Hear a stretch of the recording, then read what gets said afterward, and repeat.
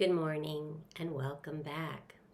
Today I want to talk to you about something that we all struggle with, and that is why it is so difficult to change. I think every single human being over the course of their life finds themselves at one moment or another desperately wanting to change something about their behavior, about their feelings, about their emotions, about the way they relate to certain things such as food or alcohol or exercise or diet. And yet, no matter how much they want it, no matter how committed they are to that change on a conscious level, they find that they keep failing no matter how hard they try. One of the easiest examples to consider is a diet. I know for myself how many times I've gone on a diet and everything's so clear in the morning. I wake up and I know exactly that I'm going to eat this and that and I'm going to exercise. And then by 4 o'clock in the afternoon, I'm in the refrigerator, like looking for snacks. And even as I'm standing there looking inside the refrigerator, a part of me is asking, what are you doing? And the other part of me is like, be quiet, we need this. So why is it so difficult to change? Well, the answer lies in the way your brain is wired. Only 10% of who you are is conscious, meaning that you are the one that's making the decisions, that you're consciously choosing, consciously evaluating. But 90% of your brain is subconscious, which means that it's sort of running underneath the surface where you don't really see what's going on, but nonetheless, that is where the bulk of everything is happening. And that subconscious is programmed when we're children, usually somewhere between the ages of 0 and 7. It can go as far as 0 and 10, and then it really cements up. And after around 14, 15 years of age, there's very little that goes into it that isn't just activating some old way of being.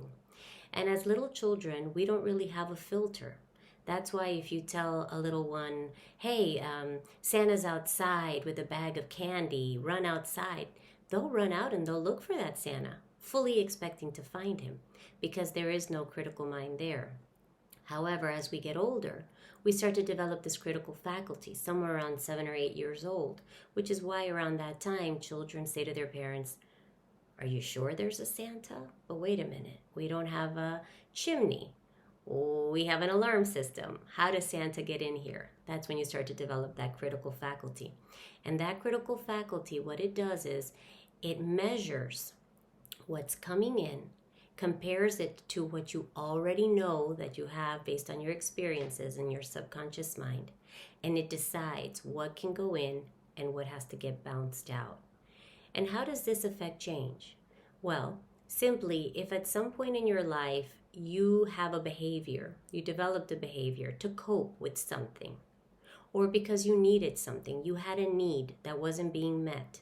Like, for example, you had a need for love from a parent, and you weren't receiving that. Well, the subconscious is looking around thinking, how can we have this need met? And maybe that day you make yourself a sandwich as you're sitting there in the kitchen table feeling unloved, and suddenly you're eating that bread and you're feeling, wow, I feel better. I feel better now that I had this sandwich. I feel full. And you start to mistake that feeling from food, as if it were actually that feeling of love that you're looking for. Now, the next time you have that uncomfortable feeling, that feeling of not being loved or of not being enough, your brain says to you, hey, how about we have a sandwich? And you're like, okay. Then you eat the sandwich. Again, you feel that feeling. And then you think to yourself, oh, this is love. This is close to love. At least this is fulfilling that need for love in this moment. The more that you depend on that coping mechanism to help you through that uncomfortable feeling, or you allow that to fulfill that need, the more hardwired it becomes in your subconscious mind. And then it becomes a habit, because the more something gets repeated and the more that it serves the need, the quicker it gets in line in your mind as the way to cope with something. And that is why, if, for example, you started smoking to deal with anxiety, because at some point you had a cigarette when you were anxious and it made you feel calm. That is going to be your go-to to deal with your anxiety whenever it shows up. And if you simply quit smoking, it will get substituted by something else, perhaps something even worse than smoking. So the reason that it's so hard to change is because that 90% that's subconscious is running on automatic pilot. This happens, I do this. This happens, I do this. It happens in split seconds without a lot of choice.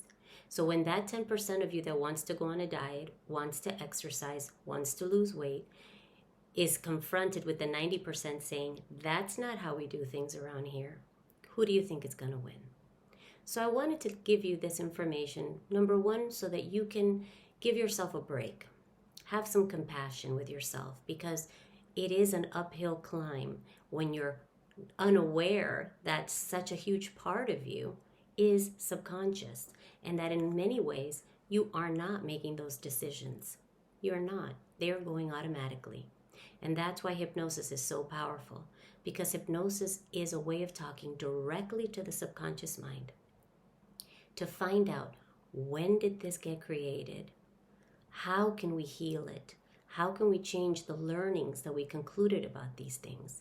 And how can we specifically give it positive things in order to meet those needs that that small child that we all have inside of us feels? Because they're very simple needs.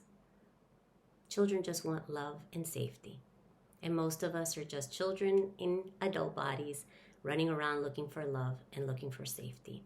If we're able to talk to that subconscious mind and let that child feel love and safe, you'll see how easily the changes can happen. So I invite you to explore more about hypnosis here with me. I'll be sharing all the things that I've learned, which I have found to be so transformational in my own life.